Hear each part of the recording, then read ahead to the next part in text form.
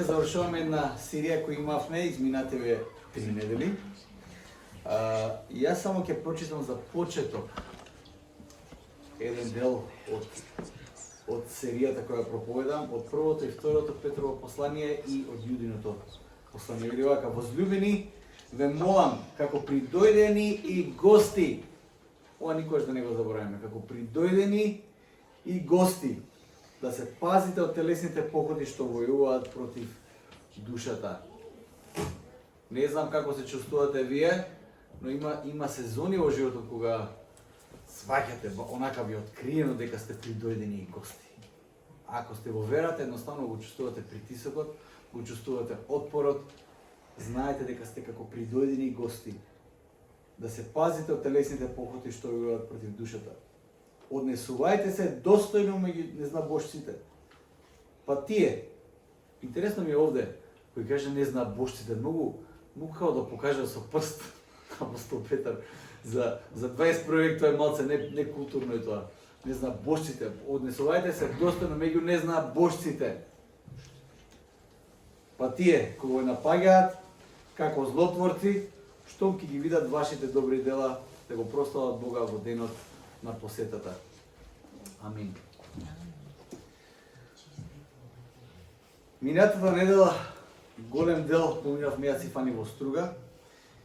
И мислам дека Вале беше таму, друг не беше од тука. Имавме конференција со браќа и сестри од Кинеската црква од цел свет. Значи ги имаше од Кина, од Малезија, од Европа, од Америка, кинези од секаде која доаѓаат, вака беше као река течеше. И тоа е една голема црква која расте, многу голема црква е Кинеската црква, и која сега сака да се активира во мисија. Тоа е целата поента, сака да се активираат во мисија, затоа доаѓаат. Интересно е што во овој момент мисијата која тие имаат ја нарекуваат македонскиот повик. Македонскиот повик. Голема чест имаме. Бидејќи силно веруваат дека Бог ги повика да им помогнат на црквите во Европа и да се вмрежат заедно со нив за црквата да може да расте. Инаку јас бев одговорен за целиот транспорт на сите тие групи што дојда и искрено да ви кажам, изгинав овие неколку денови, пошто доаѓа буквално од секаде и требаше се сместат, и требаше транспорт, и помогна еден наш пријател со транспорт, пошто не знам, беше невозможно да се организира се до тоа. Како и да е, преживеавме, можеме да раскажуваме се што се случувало. Искрен да бидам, бев благословен од тоа заедништво кое имавме со браќата и сестрите од Кина, кинези кои доаѓаат од целиот свет. Тоа е една култура со која јас барем за прв пат посериозно нешто работам. До сега знаев за кинезите, но никогаш порано не сум соработал со нив.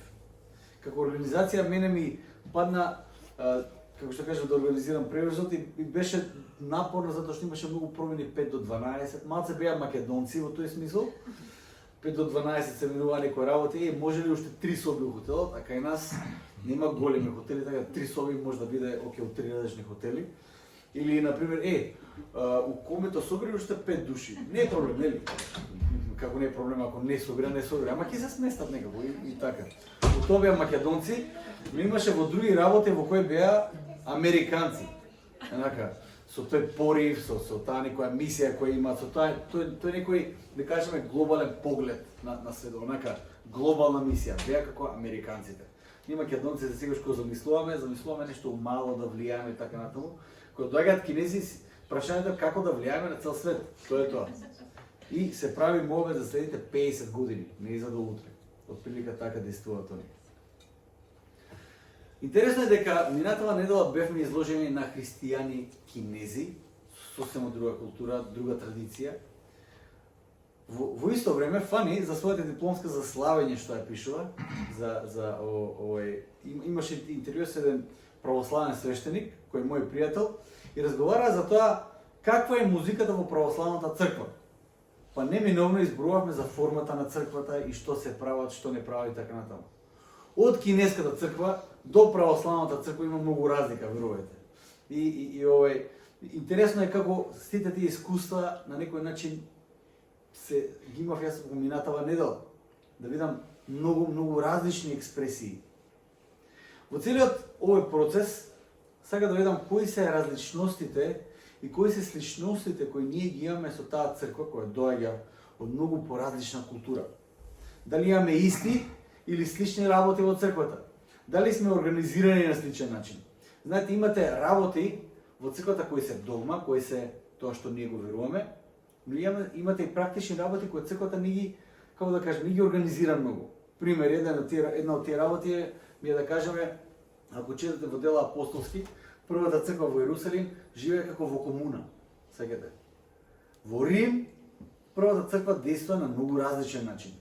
Така да, кога апостол Петар оди во Рим, не кажа на сите продадете све што имате, сега мора да живееме во комуна, не го кажа, не го проповеда тоа, тоа проповеда верата, но не и формата на кој начин црквата остави постои, на кој начин црквата живее и така натаму, на кој начин црквата живее таа вера. Јас се обидував да видам кои се тие различности и сличности кои ги имаме со црквата од Кина. Дали слично настапуваме во мисијата? Тоа ми е исто важно. Што е тоа што црквата го прави? Искрен да бидам, ова недела имав таков муабет и со луѓе од ова мало. Имав муабет со луѓе од ова мало кои ми кажува што од црквата може да прави, што не може да прави. Викам, чекам малце, јас завршив факултет за таа работа, би требало да знам нешто, нели? Ама нема тука многу деца и така натаму, многу деца имало. Така да кажам, имате многу луѓе кои имаат многу различни визии за што црквата треба, што не треба да прави, имате различни црквени традиции кои едноставно со кои се разликуваме, со кои имаме сличности. Но секогаш мораме да видиме назад, да видиме што е тоа што црквата го правила, која е била црквата од самиот почеток до сега. Како црквата всушност треба да живее. Кога мислам на црквата, не мислам на некое абстрактно тело кое не се гледа, не мислам на некоја зграда која е некаде изградена и е таму поставена, или некаква институција само. Иако црквата е едно тело кој ги надминува нашите перцепции, значи во тој смисол е и абстрактен поим кој оствари ги надминува и времето и просторот и ги надминува сите наши разбирања. И е институција, бидејќи е институција црквата, но мислам и на овој дел од црквата во кој јас припаѓам локално. Јас во кој припаѓам локално. И мислам на службите и на начините на кои јас го живам црквениот живот. И не само јас, туку и секој еден од вас, посебно и лично. Кога мислам на црквата, мислам на сите вас лично, на мене лично, на кој начин ние живееме во црквата. Како живееме ние како локална црква и дали нашиот црковен живот има континуитет со животот на првата црква.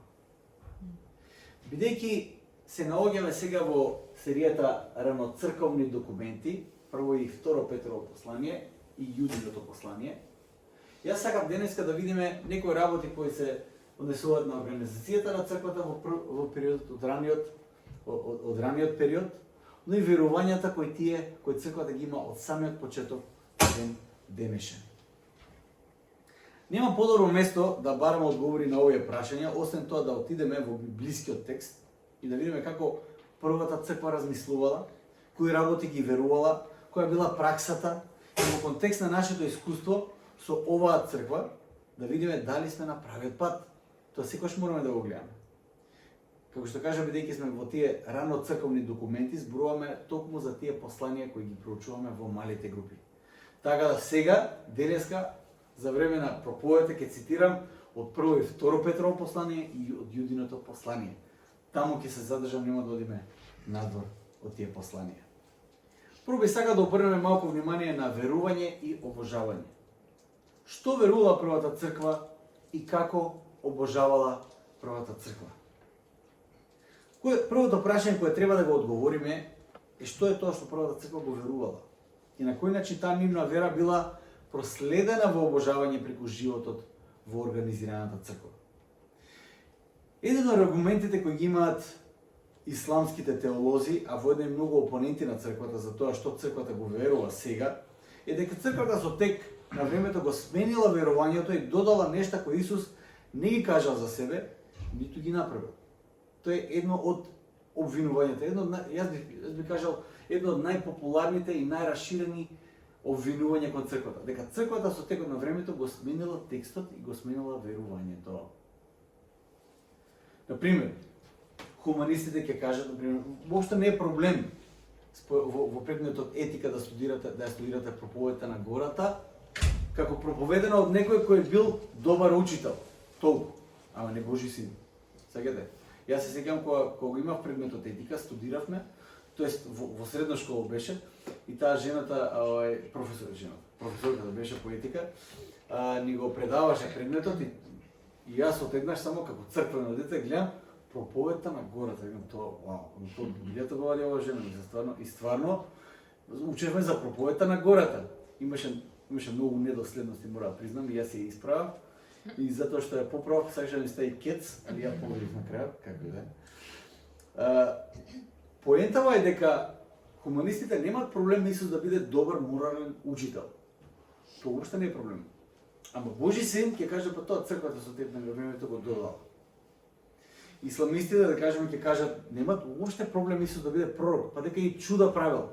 Они се другата, знаете, хуманисти се тука, најматеријалното Исус што може да постои, а исламисти се тука најдуховниот Исус што може да постои, затоа што нема проблем, пророк, правил чуда све живо, ама ниту умрел на крст, ниту воскреснал, тоа веќе црквата го изменила и така натаму. Ние мораме да видиме дали првата црква тоа го верувала или не го верувала. Сега, преку текстуалниот критицизам, можеме да разбереме дека новозаветните документи, посланијата и евангелијата се документи пишувани во први век.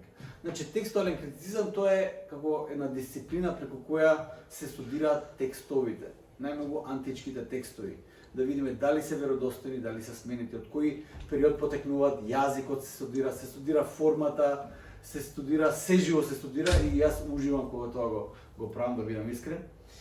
Од, да кажеме, тоа е наука која ги анализира не само библиските текстови, туку сите антички текстови.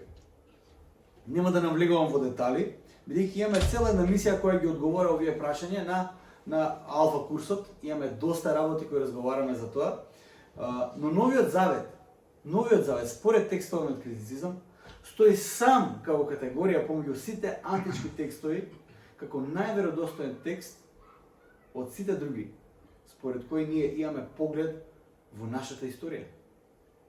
Значи, не е ни прашање дали раната црква ги пишувала овие документи. Не е ни прашање, тоа не е ни познак прашалник. И дали тоа се документи кои произлегуваат од црквата во први век. И тоа не е познак прашалник. Читајќи го Новиот Завет, читате документ пишуван во први век. Точка. Отприлика тука паѓаат си да кажеме, како да кажем, обвинување, затоа што не црквата, текстуалниот критицизам тоа го кажува.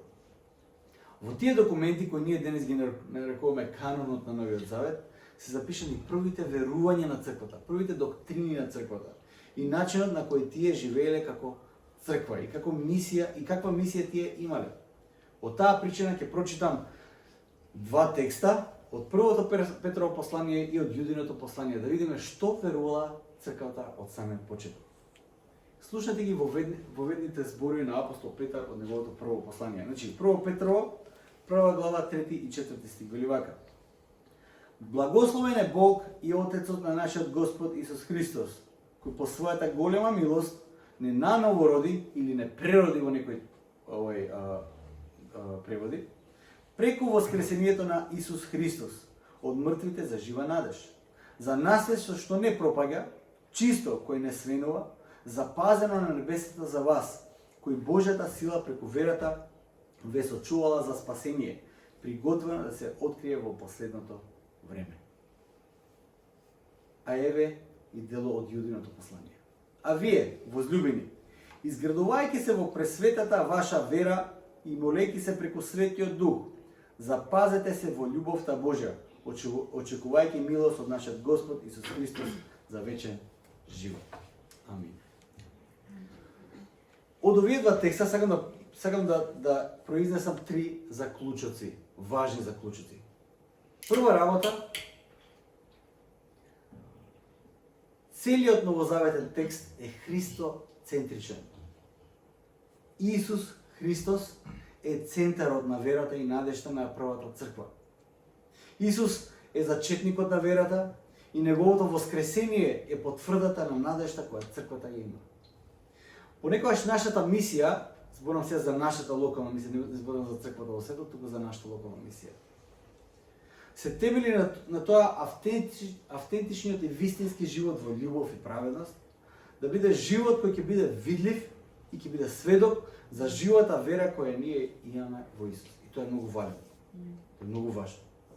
Важно е луѓето кои се надвор од црквата, тие што Петар онака не политички коректно, политички некоректно ги нарекува не знам бошците.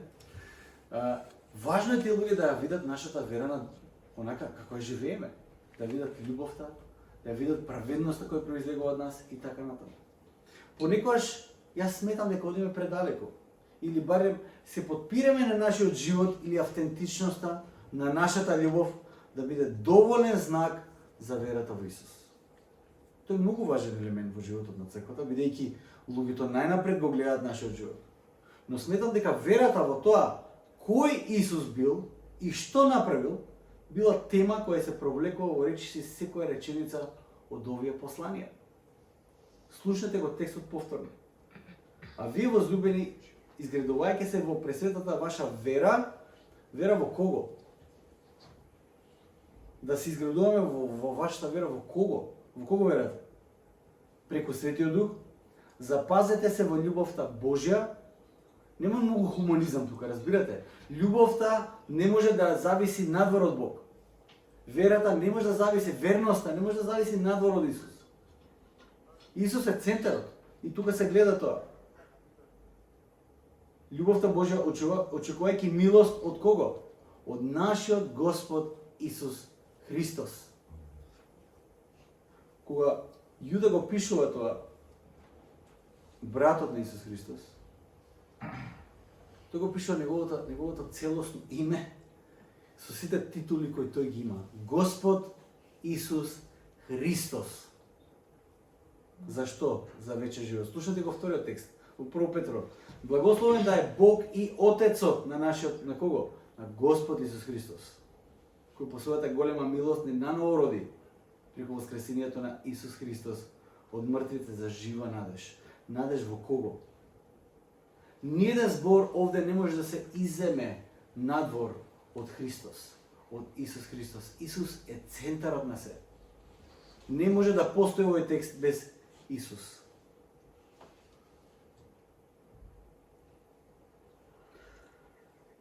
Причината за се, темелот на верата, конечната дестинација на надежта е Исус Христос.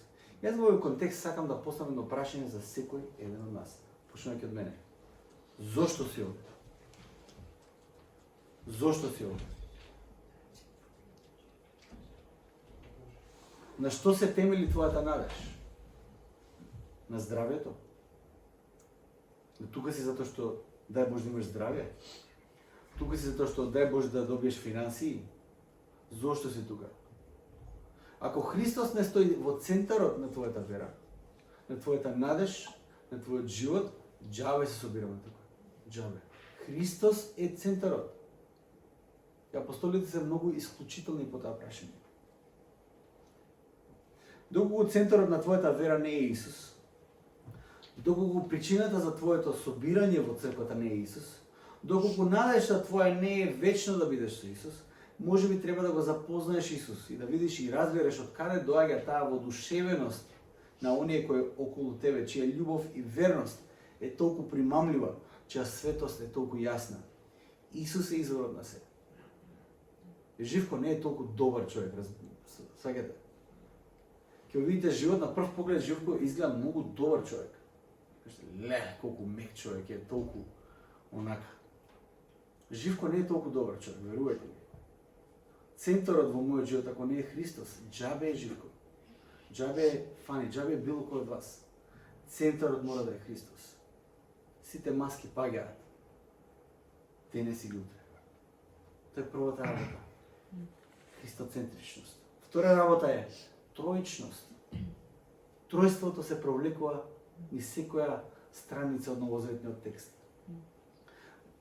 Многу луѓе ќе кажат дека тројството како концепт го нема во Библијата и дека бил измислен во втори век. И тоа е точно, дека терминот тројство, онака баш тројство, не се наоѓа во библискиот текст и за прв пат се среќава во преданието од вториот век.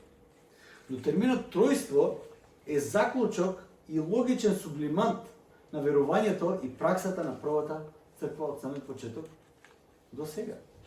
Еве само во овие два стиха кои ги прочитав, видите на кој начин црквата размислува. Слушате ова. Прво, во Петар вика: благословен да е Бог и Отецот и Таткото на нашиот Господ Исус Христос. Веќе имате Таткото и Синот. А веќе во Јудиното послание вели вака: а вие возлюбени, изградувајќи се во пресветата ваша вера, кажавме во кого, и молејќи се преку кој? Преку Светиот Дух. Го имате тројството веќе прокнижено во овој текст, во 3 стиха, ништо повеќе. Така да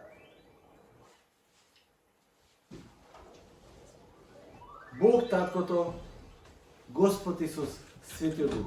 Верата на првата црква била троична и целиот корпус на новозаветни текстови го открива тоа. И трета работа која сакам да ја видиме овде и да ја забележиме и да ја запамтиме и никош да не ја заборавиме, е воскреснувањето е надежта.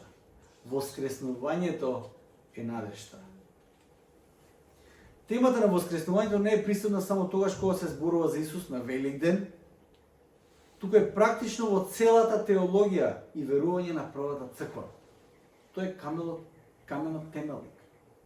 Ќе зборуваме во новата серија за тоа многу. Од следната недела почнуваме една нова серија проповеди за Великден.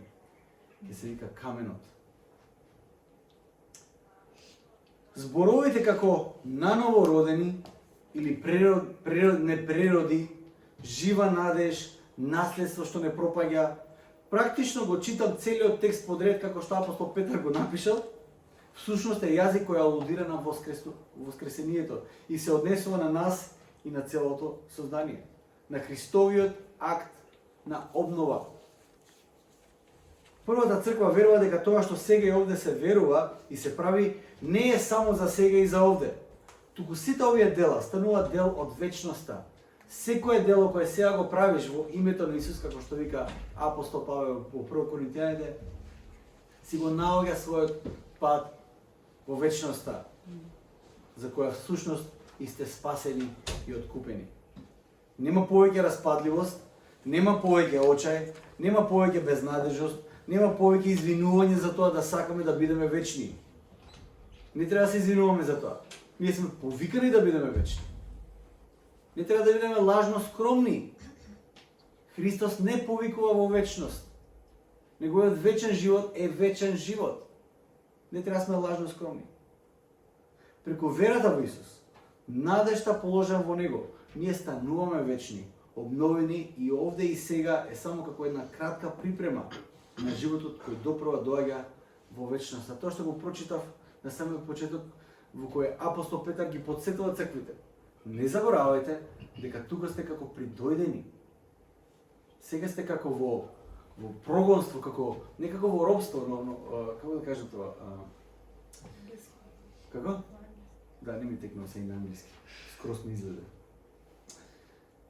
Придојдени и гости.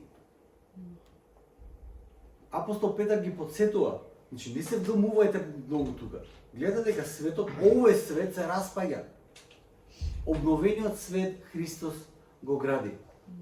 Не се вдомувајте многу. Не се врзувајте многу. Затоа што се што овде имате може да биде изгубено. Апсолутно се. Првата црква така го живее животот и преку тој поглед расудува за се. Замислете постојано да го имате тој поглед за расудување во животот.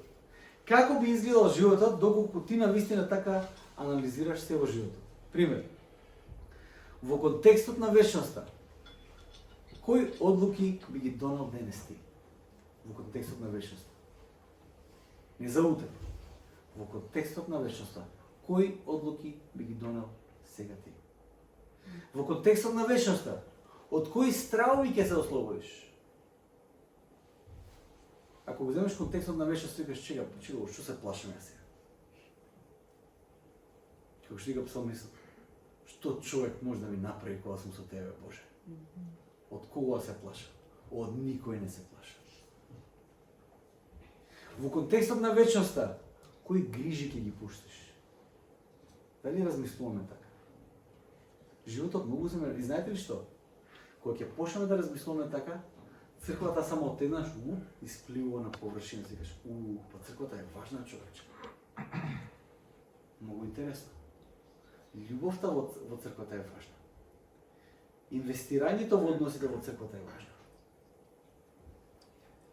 Не мора да кажеш што е тоа што ти го веруваш и дали размислуваш така, едноставно твојот живот тоа ќе го посведочи сакал или не ќе. Едноставно животот ќе го извади тоа на површина. Тоа е тоа што црквата го верува, начин на кој црквата обожава во првиот век. Втора работа за која сакам да зборам е за водството и управувањето. На кој начин црквата е водена во првиот век и на кој начин се управува. Сега, немаме некој, да кажеме, немаме некој упатство за како се води црква, не може да го најдеме тоа. Има некои работи, но едноставно е малце посложено. Во Прво Петрово послание, втората глава, 13 и 14 стих вели вака. И така, слушате кој збор се повторува. Малце непријатен збор. И така, покорувајте се на секоја човечка власт, поради Господ. Било на цар, како на врховна власт, било на управители, на негови пратеници, за да ги казнат злосторниците, а за да ги пофалат добротворците. 18 стих вели вака. И слуги, покорувајте им се на господарите своји, не само на добрите и кротките, туку и на лошите. Прво Петрово 3 глава, први стих вели вака. И така и вие жените, бидете им покорни на своите мажи. Мажите сега се радуваат, сега 7 стих вели вака. Така и вие мажите, така и вие мажите. Значи, покорувањето се подразбира, ама продолжува понатаму. Живејте со своите жени во разбирање и почитувајте ги како пославо суштество и како сонаследници. Од една страна апостол Петар вика, они се послави, окей, физички се послави, ама тие се сонаследници. Од една страна вика се послави, треба да ги носиме, од друга страна ги става на исто ниво со нас, тие се сонаследници со нас. На благодатниот живот. Зошто да го прави тоа? За да не се појави препрека во молитвите ваши. Вау! Окей. Малце потешко звучи. Јас ќе ве прашам вака. Каков е крајот на непокорот? Каков е крајот на самоволноста? На непочитта? На неразбирањето? Сушност, каков е крајот на нештата кои се спротивни на повикот кој апостол Петар го има во црквата? Каков е крајот на тие спротивните нешта? Он ја повикува црквата на нешто и си кажам, леле, ова е страшно. Мај да видиме каков е крајот на овие спротивните нешта во кои Петар устари им кажува на црквата да бегаат. Не може дури и теолошки тоа да го разглаваме. Каков е крајот на едно семејство во кое има непокор, самоволност, непочит, неразбирање? Какво е крајот на тоа семејство? Распад система, отприлика таков крај. А што мислите вие, што е црквата? Па црквата нели е Божјо семејство? Кога апостол Петар не повикува во тие работи, зашто не повикува? За слепа послушност? Не. Тој не повикува за еден соживот во едно прекрасно Божјо семејство. Господ гради семејство на земјата, кој ќе биде неговото вечно семејство. Во тоа сме повикани. Расипаноста и гревот не влијаеле, од тоа што читаме во овие посланија, не влијаеле само кај луѓето, туку гревот проделил во секој аспект на созданието. Видете што Јуда вели за ангелите кои не се покорија и кои излегуваат својата улога на гледништво и управување. Во Јудиното послание 6 стих вели вака: ангелите пак, што не се покоруваа на своето началство, тие што едноставно излегуваат својата улога, тие улога што им беше дадена, и го напуштија живеалиштето, ги стави во вечни окови во мрак за суд на големиот ден. Во 8 стих само подобро вели вака: и истото ќе се случи и со оние кои го осквернуваат телото, ја презираат власта и хулат на славата. Отприлика таков е крајот на непокорноста, на неразбирањето, на неверноста и така натаму. Една работа е власта и одговорноста која доаѓа со одредена позиција, друга работа е загриженоста за тоа кој понатаму ќе ја води црквата и кого луѓето ќе продолжат да следат. И тие некои интересни теми се провлекуваат во посланието. Апостол Петар од една страна е сигурен во темелот кој е Христос, кој се ја гради црквата како живи камења, и го градиме тој жив храм и така натаму. Од друга страна, апостол Петар има анксиозност за тоа кој црквата ќе продолжи да следи. Да не стане само уште една секта на евреите и така натаму. Интересно е каква борба има во тој текст. Го има тој и во Јудиното послание. Едноставно е тешко да се чита. Дали ќе ги заборават апостолите? Кој ќе ја води црквата? Дали ќе бидеме земени здраво заготовени апостолите, тоа што се жртвувавме цел живот да го проповедаме тоа, па и нашиот живот заврши маченички. Дали сето тоа ќе биде попусто? Колку пати апостол Павле го поставува токму тоа прашање? За џабе ли се трудев околу вас? Ве роди со породилни маки. Таков јазик користи апостол Павле. А гледам таков јазик користат и овие двајца писатели на Новиот Завет. Може да се приметат големи борби во духот што имаат овие Божи луѓе.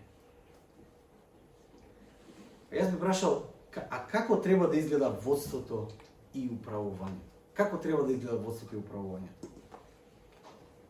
Апостол Петар во првото послание, во 5 глава, од 1 до 4 стих вели вака: оние кои се меѓу вас свештеници, значи сега ми пишува на мене, ги молам јас, кои јас самиот сум свештеник.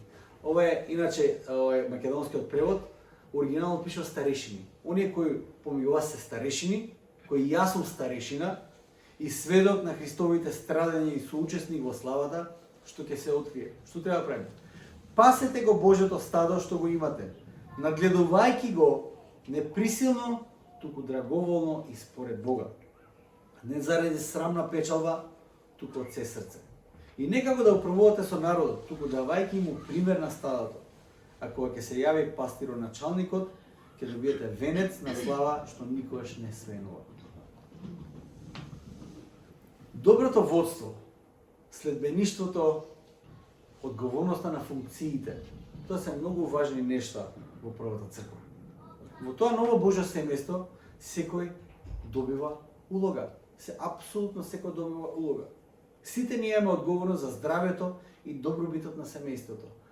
Првин и најпрвин почнувајќи од пастирот, од старешината, оној кој повикан да го води стадото. Сите ние имаме одговорност да допринесуваме во Божјото семејство. Сите ние имаме одговорност во тоа семејство затоа што е семејство. Третата работа која сакам да ја видиме во овие текстови од Тирано црквени списи е за служењето и одговорноста. На кој начин првата црква служи, на кој начин првата црква е одговорна. Која е нашата одговорност и од каде доаѓа таа одговорност? На што се темели таа одговорност? На кој начин јас сега Живко да ќе кажам, Ребека, ти си одговорна сега за ова. Затоа ти си повикана за тоа. Која е причината за таа одговорност? Која е причината за ние да зборуваме за дека ние сме семејство и сега имаме одговорност, Божјо семејство сме? Која е причината? Во првото Петрово послание, втората глава, 9 и 10, еден од тие мои умилени делови тука во овие посланија вели вака: но вие сте избран род, царско свештенство, свет народ, луѓе придобиени за да ги возвестите совршенствата на оној кој ве повикал од темнина во својата чудесна светлина. Вие кои некогаш не бевте народ, а сега сте Божи народ, кои не бевте помилувани, а сега сте помилувани. Таа се темели, таа одговорност се темели на нашиот нов идентитет во Христос. Оваа одговорност ја нема апсолутно никој друг во овој свет на планетата Земја освен црквата. Црквата е повикана за тоа. И такви очекувања не може да има од никој друг. Може ќе каже, па добро, не е фер. Јас сега кај верувам, па сега одговорност одгоре ќе ми става, нели? На што личи тоа? Финтова што ние сме навикнати на друга хиерархија. Ние сме навикнати на коруптивна хиерархија, сакате ли? Според хиерархиите во кои ние живееме, колку поблиску си до врвот, толку повеќе ќе се прегледува преку прсти. Во Божјото царство таква хиерархија нема. Може да ни се свиѓа, ама нема таква хиерархија. Во Божјото царство, колку поблиско си до Бог, толку поголема одговорност имаш. И знаете ли што? Првата црква го знаела тоа многу добро. Многу добро. Кога Христос го прашал Петар, Петре, дали ме љубиш? Дали ме љубиш, Петре? 3 пати го прашал Петар, за плаче на крај. Затоа што знае дека длабоко оди тоа прашање. Дека одговорноста која Петар сега ќе ја има, Христос ја става врз него. Кога ќе се прибереш, Петре, собери ги овците на едно место. Тебе ти ја дам таа одговорност. Затоа што тебе те прашав. Дали ме сакаш 3 пати. Најблиско до тебе дојдов. Најголема одговорност имаш. Првата црква одговорноста има затоа што го има тој нов идентитет во Христос. А кој е тој нов идентитет и како изгледа? Понекогаш сакаме да избегаме од одговорноста и ќе кажеме дека не знаеме како треба. Едноставно појма немаме. Или рационализираме и се обидуваме да оправдаме некоја наша состојба во која да се наоѓаме. Лесно не може да израционализираме. Сваќате? Царот за рационализирање, знаете ли кој е? Сотоната. Видете го само искушението кое Исус го има во тие 40 дена во пустината, ќе си кажете овој значи Сотоната е човечен махер. Значи тоа мајстор, како може да ги испреврти нештата, да израционализира, све може да оправда. Може да оправда и фрлање од 10 спрат за те фатат ангели, може да оправда, све може да оправда. Буквално се. Може да оправда наприш камењата, леб, значи чуда, све може да се оправда и да се израционализира. Но еве кој е тој наш нов идентитет во кој сме повикани. Причината зашто сме повикани и како изгледа. Апостол Петар е гениален како тоа го срочува во една реченица. Малку е проширена и сложена, ама е една реченица. Вели вака: бидејќи неговата божествена сила ни подари се, апсолутно се, што е потребно за животот и побожноста. Значи, Божјата сила ни даде се што ни е потребно за живот и побожност. Точка. Моментот кој кажеш, ама чекај, ја тоа ми фали, значи ништо не ти фали. Се ти е дадено преку Божјата сила. А преку познанието на оној кој не повика во својата слава и совршенство, преку кој ни се дарувани многу големи и драгоцени ветувања, да преку нив да станете учесници во Божјата природа, ако се оддалечите од милежот на овој свет. Затоа, грижејќи се за ова сестрено, принесете кон верата своја добродетел, а кон добродетелта знаење, кон знаењето воздржување или самоконтрола, кон воздржувањето трпение, кон трпението побожност, кон побожноста братолюбие, кон братолюбивоста љубов. Не знаете како? Во една реченица. Апостол Петар ставил се во една реченица. Тоа е нашиот нов идентитет. Затоа сме повикани во тоа. И последен дел за кој сакам да зборам, пред да преминеме на причеста, ќе биде надгледништво и финансии. Првата црква, како и сега, имала надгледништво, имала финансии. Конечно сакам да зборнеме малку и за средствата и ресурсите кои првата црква ги имала, па и како управувала со сето тоа. Во некои други послани има многу повеќе за тоа, например, ако читате второто послание до Коринтијаните, апостол Павле посветува неколку глави, буквално 7, 8 и 9 глава, се посветени за нешто кој ние денес го кажуваме како fundraising.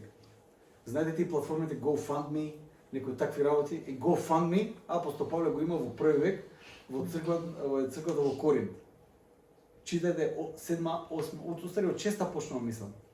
Зборува за како црквата треба да донира, на некој начин ги охрабрува, дури емотивно ги фаќа, за да даруваат за мисијата, собира финансии.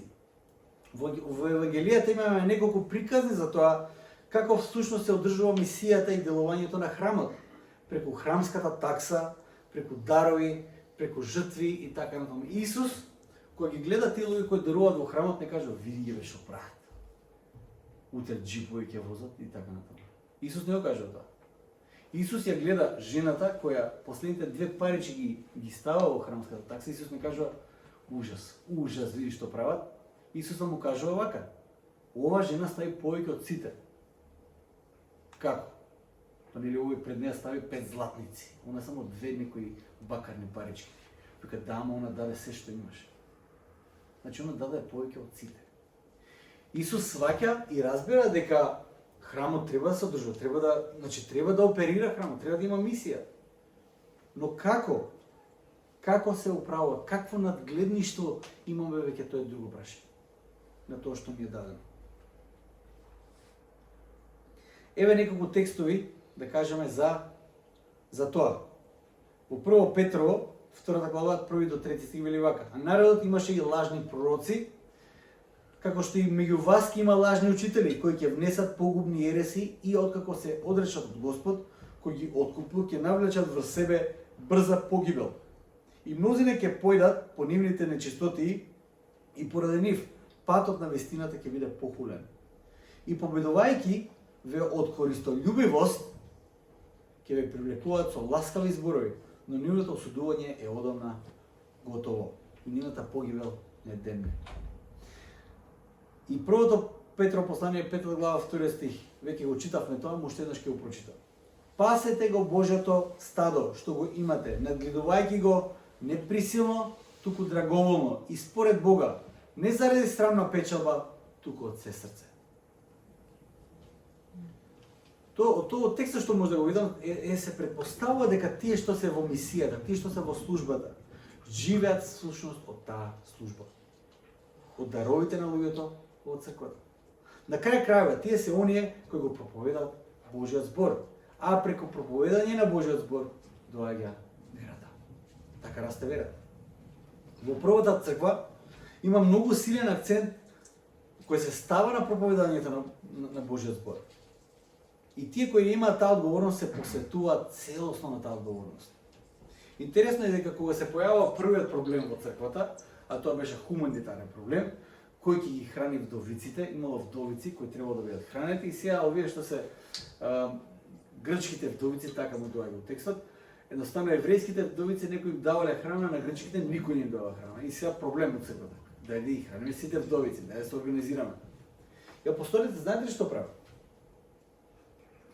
А апостолите недвосмислено кажаа дека хранењето на вдовиците треба да биде вршено од некој друг, не затоа што тие беа самите мрзливи и не им се работеше за тоа, туку затоа што одговорноста за молитва и проповедање на Божјиот збор беше предадена на нив. И во тоа тие мора да обстојуваат и тоа да им биде главна преокупација. И онака како што апостол, тоест евангелистот Лука го запишува во дела апостолски, кога првата црква се организира и избра 7 души кои ќе ја водат таа мисија за добротворна работа, за хранење на вдовиците, вели апостолите продолжија со молитва и проповедање и црквата растеше. Со други зборови, не е воопшто прашање дали пастирот или надгледникот, кој да е, тоа е платен за тоа од своето стадо. Тука единственото прашање е зошто го прави тоа што го прави. Кој е мотивот за влегувањето во службата? Дали мотивот е како што вели апостол Петар за срамна печалба, пак им кажува ласкави работи, или е од користолюбивост, ќе заведува луѓе, од влијание? Може би си каже, добро, кој сака толку влијание во денешно време, човече? Никој не сака. Да, но јас во Африка кога идам, статусот таму е се. Не се работи ни за пари. Кој статус го имаш ти? Обично дури во авионот, тие локални летови што се таму, имате прва, втора класа и нема никаква разлика од прва и втора класа, освен тоа што седиш напред. Толку. Нема да кажеме екстра сок, не. Статусот таму е се, влијанието е се. Може би кажеш, добро, тоа веќе не е кај нас така. Може би уште има такви работи. Имате луѓе кои од користолюбивост го прават, од срамна печалба, како што вели апостол Петар. Од таа причина сакав со вас да споделиме, сега тоа беше ептен на брзинка направено, трајче ми помогна многу, со вас да видите каде одат нашите финансии. Во билтените добивте едно ливче вакво, со пити и процентуалности ќе ви треба лупа да прочитате таму, пошто нели не инволвиравме Ребека да ни прави дизајн, да биде нормален, се извинувам Ребека. Кај да ќе имаме финансиски извештај, ама сакам да видите на кој начин, од каде доаѓаат финансите во црквата и каде се распределуваат. Сите финанси кои доаѓаат во нашата црква. Како што ќе видите, ние сме мала црквичка, ама имаме многу проекти. Едноставно не сме мирни, тоа е тоа. Имаме многу проекти кои едноставно ги вршиме преку таа црква. Има многу работи кои ги помагаме, финансираме и така натаму. Имаме мисија во Африка, имаме мисија тука и фаламе на Господ за сето тоа, затоа што сакаме да бидеме добри управители со тоа што се донира и што се дава во Божјото семејство. Финансите се многу важна работа за црквата да може да оперира и да има мисија. Една од причините зашто се собравме со кинеската црква. Причината зашто тие дојдоа тука е затоа што сакаат да ја активираат кинеската црква за мисија, да даваат за мисија. Да даваат за мисија на места каде што нема доволно финансии. Да даваат за мисија на места каде што црквата е во потреба. Каде останува црквата се активира. Јас црквата ја гледам како едно глобално семејство, кои си помагаме еден на друг, на сите можни начини. Колку можеме толку. Како едно глобално семејство. Затоа нашите финанси од тука може да направат голема разлика во Америка, но во Африка прават. И затоа ги праќаме таму. И обратно, финансите од некои други центри, од некои други цркви помагаат многу каде што ние се наоѓаме. И се потребни за мисијата во која Бог нас не повикува. Амин. Амин. Ова се новозаветните документи, ова се рано црковни списи, кои верувам дека многу погласно, многу јасно зборуваат за тоа како црквата функционирала од самиот почеток, што црквата верувала од самиот почеток до сега и како црквата треба да продолжи понатаму. Која е мисијата на црквата? И секогаш јас сакам да се навратам на тоа кои сме и како треба да живееме. Тоа не го определуваме според некаква прогресивна наратива, туку според крстот. Секогаш гледаме назад, за да знаеме како да продолжиме напред. Крстот е местото на, како да кажем, на навигација. Крстот е местото, крстот е нашиот компас. Да знаеме како да продолжиме напред во нашиот христијански живот, во нашата мисија. Амин.